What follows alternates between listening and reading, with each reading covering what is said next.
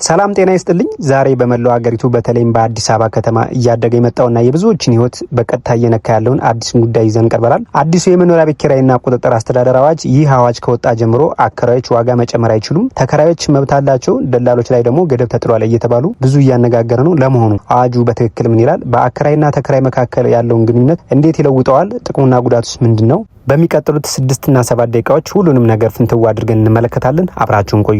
ወደ ዋናው ነጥብ ከመግባታችን በፊት ይህ ህግ ለምን እንደሚያስፈልግ ማየት ተገቢ ነው። በአዲስ አበባ ከተማ ውስጥ ከ70% በላይ የሚሆነው ነዋሪ የሚኖረው በኪራይ ቤት ውስጥ እንደሆነ ይገመታል። ባለፉት ጥቂት ዓመታት ደግሞ የቤት ኪራይ ዋጋ ያለምንም ቁጥጥር በየ6 ወሩ በየዓመቱ በከፍተኛ መጠን ሲጨምር ቆይቷል። ይህ አግባብ ያልሆነ ዋጋ ጭማሪ ዝቅተኛና መካከለኛ ገቢ ያላቸውን ዜጎች ህይወት ከፍተኛ ፈትኖታል። መንግስት ይህንን ማህበራዊና ኢኮኖሚያዊ ቀውስ ለማረጋጋት ሲል ነው እንግዲህ ይህንን የኪራይ ቁጥጥር አዋጅ ያመጣው። አዋጁ በዋናነት የአከራይና ተከራይን መብትና ግዴታ ሚዛናዊ በሆነ መንገድ ለማስከበር ያለመ ነው። ይህ ህግ ይዞ የመጣቸውን መሰረታዊ ለውጦች በአራት ዋና ነጥቦች ከፍለን ማየት እንችላለን። በአንደኛ ደረጃነት የቤት ኪራይ ውል ምዝገባ ግዴታ ነው። ከአሁን በኋላ በአከራይና ተከራይ መካከል የሚደረግ ማንኛውም የቤት ኪራይ ስምምነት በቃላት ወይም በግል ወረቀት ላይ ብቻ ተጽፎ የሚቀር አይሆንም። ማንኛውም አከራይ ቤቱን ሲያከራይ ውሉን በሰነዶች ማረጋገጫና ምዝገባ ኤጀንሲ ወይም በየወረዳው በተሰየሙ የመንግስት አካላት ዘንድ በህጋዊ መንገድ ማስመዝገብ አለበት። ህጋዊ ምዝገባ የሌለው የኪራይ ውል በህግ ፊት ተቀባይነት አይኖረውም። ይህ መደረጉ ሁለቱም ወገኖች ነገ ክርክር ቢነሳ በህግ ለመዳኘት ትልቅ ዋስትና ይሰጣቸዋል። የኪራይ ዋጋ ጭማሪ ገደብ ዋናው ነጥብ ብዙዎችን ያስደሰተውና ያስደነግጠው ይሄ ነጥብ ነው። አዋጁ እንደሚለው አንድ አከራይ የኪራይ ውል ዘመን ሳይጠናቀቅ ብዙውን ጊዜ ውሉ ለአንድ ዓመት ነው የሚደረገው፣ ዋጋ መጨመር አይችልም። በዚያ ላይ መንግስት በየዓመቱ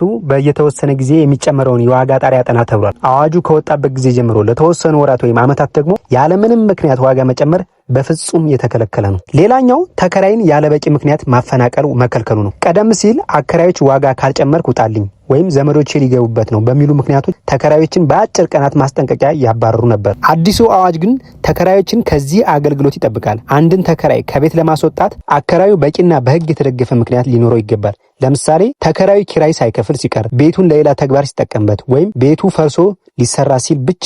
ያ እንኳን ሲሆን ቢያንስ የ3 ወር ቅድመ ማስጠንቀቂያ ለተከራዩ በጽሁፍ መሰጠት አለበት። ሌላኛው የኪራይ ክፍያ ስርዓት ነው። ክፍያዎች ግልጽና ተጠያቂነት የሰፈናቸው መሆን አለባቸው። ክፍያ ሲፈጽም አከራይ ደረሰኝ የመስጠት ግዴታ አለበት። ይህ ታክስን በአግባቡ ለመሰብሰብና በሁለቱ ወገኖች መካከል ከፍለሃል አልከፈልክም የሚለውን አላስፈላጊ ጭቅጭቅ እንዳይፈጠር ይረዳል። ሌላውና ሶስተኛው የደላሎች ሚና አዲሱ ገደብ ነው። በቤት ኪራይ ገበያው ላይ የደላሎች ሚና ቀላል የሚባል አይደለም። አንዳንዴ ሆን ብለው ዋጋ በመስቀል አከራይና ተከራይን በማጋጨት የራሳቸውን ጥቅም የሚያሳድዱ ደላሎች መኖራቸው ይታወቃል። አዲሱ አዋጅ እነዚህን መደበኛ ያልሆኑ ደላሎችንም ወደ ህጋዊ መስመር ለማስገባት ይሞክራል። ማንኛውም የሪል ስቴት ወይም የቤት ደላላ ህጋዊ ፈቃድ ኖሮት የሚቀበለውን የኮሚሽን መጠን ተለክቶና በውልና ምዝገባው ላይ ተጠቅሶ እንዲሰራ ህጉ ይደነግጋል። ሌላኛው የህብረተሰቡ አስተያየትና የተሰነዘሩ ስጋቶች ናቸው። ይህ አዋጅ ከወጣ በኋላ ህብረተሰቡ በሁለት ጎራ ተከፍሎ ሲከራከር ሰንብቷል። ከተከራዮች አንጻር አብዛኛውን ተከራይ አዋጁን በታላቅ ደስታና እፎይታ ነው የተቀበለው። በየወሩ የሚጨምረው የቤት ኪራይና የኑሮ ውድነቱ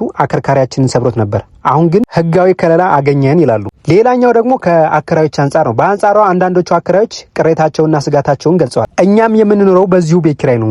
በገበያ ላይ የሌሎችን ሸቀጦችና የምግብ ዋጋቸው በየቀኑ እየጨመረ ባለበት ሁኔታ የቤት ኪራይ ብቻ ተለይቶ ይታገድ መባሉ ፍትሐዊ አይደለም የሚሉ ድምጾች ተሰምተዋል። ሌላኛው የምጣኔ ሀብት ኢኮኖሚክስ ባለሙያዎች ስጋት ነው። ባለሙያዎቹ ደግሞ ሌላ የረጅም ጊዜ ስጋት ያነሳሉ። የዋጋ ቁጥጥር ሲደረግ አከራዮች አዳዲስ ቤቶችን ከመገንባት ሊታቀቡ ይችላሉ። ይህም የቤት አቅርቦት ሰፕላይን ሊቀንሰው ይችላል። በተጨማሪም አንዳንድ አከራዮች በህግ ከተቀመጠው ውጭ በጓሮ በር በጥቁር ገበያ ከተከራዮች ጋር ተጨማሪ ገንዘብ ለማሻሻጥ ሊሞክሩ ይችላሉ የሚል ስጋት ማለት። አምስተኛ አዋጁ ውጤታማ እንዲሆን ምን መደረግ አለበት?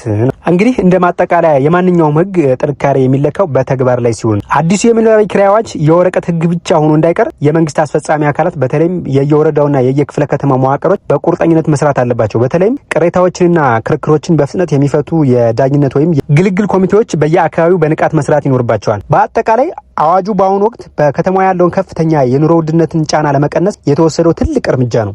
አከራዮችም ህጉን አክብረው ተከራዮችም መብታቸውን አውቀው ግዴታቸውን ተወጥተው አብረው የሚጓዙበትን ስርዓት ይፈጥራል ተብሎ ይጠበቃል። እንግዲህ የአዲሱ የመኖሪያ ቤት ኪራይና ቁጥጥርና አስተዳደር አዋጅ ዋና ነጥቦቹ እነዚህ ናቸው። እናንተስ በዚህ አዋጅ ላይ ምን አስተያየት አለ? አከራዮችን ይጎዳል ወይስ ተከራዮችን በትክክል ይታደጋል? ያላችሁን ሀሳብ ከታች በኮሜንት መስጫው ላይ አካፍሉን። ቪዲዮውን ከወደዳችሁት ላይክ እና ሼር ማድረጋችሁን እንዳትረሱ። ለቻናላችን አዲስ ከሆናችሁ ደግሞ ሰብስክራይብ በማድረግ ቤተሰብ ሁኑ። በሚቀጥለው ቪዲዮ በሌላ አስደሳች ርዕስ እስክንገናኝ ድረስ ሰላም ቆዩልኝ። ቻው።